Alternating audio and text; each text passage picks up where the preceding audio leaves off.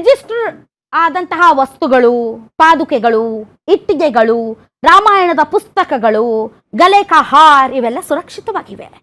ನಿಮ್ಗೆ ಬೇಕಾದ್ರೆ ನೀವು ಹೋಗಿ ರಾಮ ಮಂದಿರಕ್ಕೆ, ಅಲ್ಲಿ ಹೋಗಿ ನೀವೇನು ಕೊಟ್ಟಿದ್ದೀರಾ ಅನ್ನೋದಕ್ಕೆ ಸಂಬಂಧಪಟ್ಟಂತೆ ಸ್ವಲ್ಪ ಟೈಮ್ ಕೊಟ್ಟರೆ ನಾವು ಅದನ್ನೆಲ್ಲ ತೋರಿಸ್ತೀವಿ ಅಂತ ಇವತ್ತು ಕೋಶಾಧ್ಯಕ್ಷರಾದಂತಹ ಗೋವಿಂದಗಿರಿ ಮಹಾರಾಜ್ ಅವರು ಹೇಳ್ತಾ ಇನ್ನೊಂದು ವಿಚಾರವನ್ನ ಹೇಳಿದ್ದಾರೆ.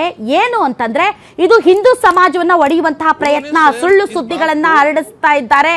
ಅಷ್ಟೇ ಅಲ್ಲ, ಷಡ್ಯಂತ್ರವನ್ನ ಮಾಡ್ತಾ ಇದ್ದಾರೆ. ಯಾರು ರಾಮ ಭಕ್ತರು ಇದಕ್ಕೆ ಕಿವಿಗೊಡಕ್ಕೆ ಹೋಗಬೇಡಿ. ಯಾರು ರಾಮ ಮಂದಿರವನ್ನ ವಿರೋಧಿಸಿದ್ದಾರೋ, ಯಾರು ರಾಮ ಸೇತುವೆಯನ್ನ ವಿರೋಧಿಸಿದ್ದಾರೋ ಅವರು ಇವತ್ತು ಭಾಷಣ ಹೊಡಿತಾ ಇದ್ದಾರೆ. ಹೀಗಾಗಿ ಹಿಂದೂ ಸಮಾಜ ಒಗ್ಗಟ್ಟಾಗಿರಬೇಕು. ಹಿಂದೂ ಸಮಾಜ ಒಗ್ಗಟ್ಟಾಗಿರ್ಬೇಕು ಅಂದ್ರೆ ಶಾಂತವಾಗಿರಿ, ಏನನ್ನೂ ಮಾತನಾಡೋದಕ್ಕೆ ಹೋಗಬೇಡಿ, ಸುಳ್ಳು ಸುದ್ದಿಗಳಿಗೆ ಕಿವಿಗೊಡಬೇಡಿ. ಸೊ ಇದನ್ನೇ ನೆಪವಾಗಿಟ್ಟುಕೊಂಡು ಬಹಳಷ್ಟು ಜನ ರಾಜಕೀಯ ಮಾಡಕ್ಕೆ ಹೋಗ್ತಾ ಇದ್ದಾರೆ ಅನ್ನೋ ಮಾತಿನಲ್ಲಿ ಅವರು ಹೇಳ್ತಾ ಇದ್ರು. ಅವ್ರು ಯಾಕೆ ಪಾಪ ರಾಜಕೀಯದ ಚಿಂತೆ ಬಿಡಿ, ರಾಜಕೀಯ ಪಕ್ಷಗಳು ನೋಡ್ಕೋತಾರೆ ಅವ್ರವ್ರು ಹೆಂಗೆ ಅದನ್ನು ಹೇಳಬೇಕು ಅಂತ. ಸೊ ರಾಮ ಮಂದಿರದವರು ರಾಮನ ಭಕ್ತಿ ಭಾವ ಮತ್ತು ಈ ಒಂದು ವಿಚಾರಕ್ಕೆ ಮಾತ್ರ ಸ್ಟಿಕ್ ಆನ್ ಆಗಿರ್ಬೇಕು. ಇದ್ದಾರೆ, ಬನ್ನಿ ಅವ್ರನ್ನ ವೆಲ್ಕಮ್ ಮಾಡೋಣ. ನಮ್ಮೊಂದಿಗೆ ಇದ್ದಾರೆ JDS ವಕ್ತಾರರಾದಂಥ ನರಸಿಂಹಮೂರ್ತಿ ಅವರು. ತಮಗೆ ವಿಶೇಷ ಕಾರ್ಯಕ್ರಮಕ್ಕೆ ಸ್ವಾಗತ.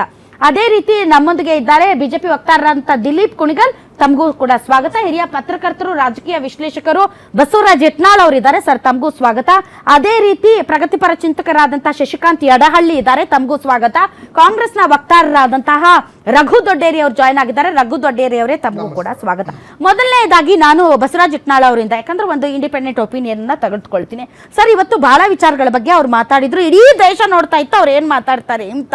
ಅವ್ರು ಹೇಳಿದ್ರು, ನೋಡಿ ಯಾರು ಕಳ್ಳರಿದ್ದಾರೆ ಅವ್ರನ್ನ ನಾವು ಸಹಿಸೋದಿಲ್ಲ, ಯಾರು ಈಗ ಅರೆಸ್ಟ್ ಆಗಿದ್ದಾರೆ, ಯಾರು ಅರೆಸ್ಟ್ ಆಗಿಲ್ಲ, ಯಾರು ಅಡಗಿ ಕುಳಿತಿದ್ದಾರೆ ಅವರೆಲ್ಲರನ್ನೂ ಕೂಡ SIT ಹೊರಗಡೆ ತೆಗೆಯುತ್ತೆ, ಅಲ್ಲಿವರೆಗೆ ನಾವು ಕಾದು ನೋಡೋಣ ಅಂತ ಹೇಳ್ತಾ ಅವ್ರು ಏನು ಹೇಳಿದ್ರು ಅಂದ್ರೆ, ನೋಡಿ ಸುಳ್ಳು ಪ್ರಪಂಚವನ್ನ ಸೃಷ್ಟಿ ಮಾಡ್ತಾ ಇದ್ದಾರೆ. ರಾಮ ಭಕ್ತರು ಇದಕ್ಕೆ ಕಿವಿಗೊಡಬೇಡಿ. ಇದನ್ನೇ ನೆಪವಾಗಿಟ್ಟುಕೊಂಡು ಯಾರು ಮಾತಾಡ್ತಾ ಇದ್ದಾರೆ ಅವ್ರ ಉದ್ದೇಶ ಸರಿಯಾಗಿಲ್ಲ. ಅವರು ಇದನ್ನ ಮುಂದಿಟ್ಟುಕೊಂಡು ನಮಗೆ ಪಾಠ ಹೇಳಕ್ ಬರ್ತಾ ಇದ್ದಾರೆ. ಈ ಪಾಠನ ನೀವು ಕೇಳಕ್ ಹೋಗ್ಬೇಡಿ.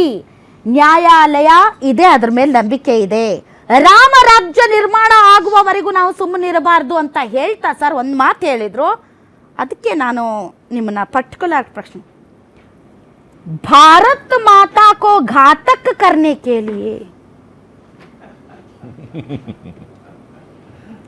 ಭಾರತ್ ಮಾತಾ ಕೋ ಘಾತಕ್ ಕರ್ನೆ ಕೆ ಲಿಯೆ ಅನ್ನೋ ಪದ ಇವ್ರು ಇವತ್ತು ಬಳಸಿದ್ರು ಸರ್. ಅಂದ್ರೆ ರಾಮ ಮಂದಿರದಲ್ಲಿ ನಡೆದಂತಹ ಕಳ್ಳತನ, ಅವ್ಯವಹಾರದ ಬಗ್ಗೆ ಮಾತನಾಡುವವರೆಲ್ಲರೂ ಭಾರತ್ ಮಾತಾ ಕಿ ಘಾತಕ್. ಭಾರತ ಮಾತಾ ಎಲ್ಲಿಂದ ಬಂದ್ರು ಇಲ್ಲಿ? ನಾವು ರಾಮ ಮಂದಿರದ ಬಗ್ಗೆ ಮಾತಾಡ್ತಾ ಇದ್ವಿ, ರಾಮ ಮಂದಿರದಲ್ಲಾದಂಥ ಕಳ್ಳತನದ ಬಗ್ಗೆ ಮಾತಾಡ್ತಾ ಇದ್ದೀವಿ. ರಾಮ ಮಂದಿರ ಮತ್ತು ನಮ್ಮ ದೇಶ ಮತ್ತು ದೇಶ ಪ್ರೇಮ ಮತ್ತು ಭಾರತ ಮಾತಾ ಡಿಫ್ರೆನ್ಸ್ ಇದೆ ಸರ್, ಹೌದಾ? ಭಾರತ ಮಾತಾ ಕೇವಲ ಹಿಂದೂ ಧರ್ಮೀಯರಿಗೆ ಅಷ್ಟೇ ಅಲ್ಲ, ಭಾರತ ಮಾತಾ ಎಲ್ಲ ಧರ್ಮೀಯರಿಗೂ. ರಾಮ ಮಂದಿರಕ್ಕೂ ಭಾರತ ಮಾತಾಕ್ಕೂ ಹೆಂಗೆ ಇದು ಕನೆಕ್ಷನ್ನು? ಅವ್ರದೇ ಭಾಷೆಯಲ್ಲಿ ಚರ್ಚೆ ಮಾಡೋಣ ನಾವು.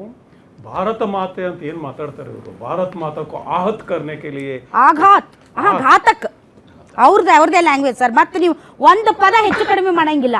ಭಾರತ್, ಯಾಕಂದ್ರೆ ನಾ ಬರ್ಕೊಂಡು ಬಂದೀನಿ, ಭಾರತ್ ಮಾತಾಕ್ಕೂ ಘಾತಕ್ ಕರ್ನೆ ಕೆ ಲಿಯೆ.